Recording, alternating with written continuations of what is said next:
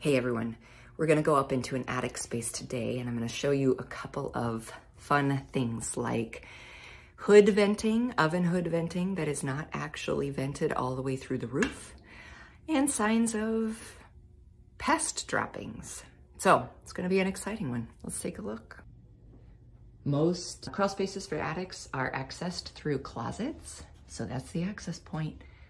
All right, we're gonna go in. Let's check this out. There's some funky things up here. I'm gonna turn this around and give you all a good look. All right, attic spaces. Again, super fun. You can learn a whole lot. First thing you see, rat droppings. Ugh, those pesky rodents, always getting in where they aren't supposed to.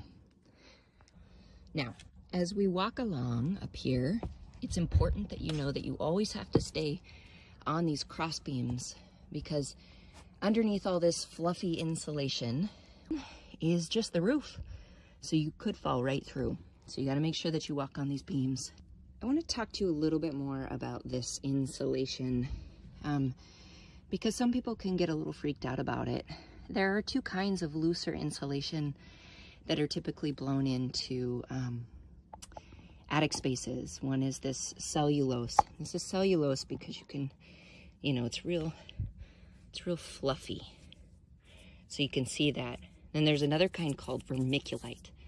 And vermiculite has like tiny pieces of things in it. It's gonna look a little bit more pebbly, not so fluffy. Vermiculite can have trace amounts of asbestos in it. So that's why it's a little more concerning. A lot of times people will just cover up vermiculite or have it mitigated.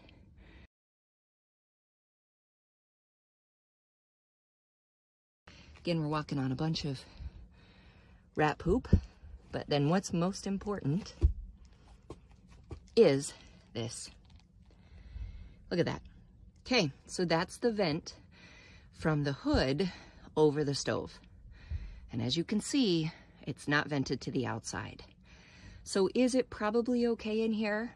Maybe, but that's more condensation, more oil, more all of the above that just gets blown right into your attic space.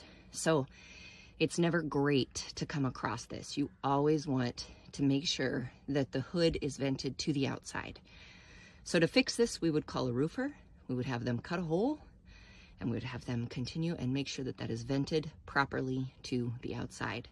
You should have a roofer do that. They know the integrity of the roof. They know how to make sure that everything is sealed up afterwards. So hood venting 101, there you go. Thanks for joining me today as we talked about a lot of different things you need to consider when looking in attic crawl spaces, insulation, kitchen hood venting.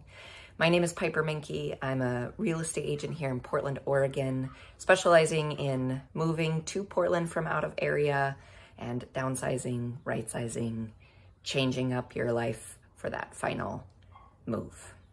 If you like this video, please like or subscribe. Piper PDX Living. Have a great day. We'll see you next time.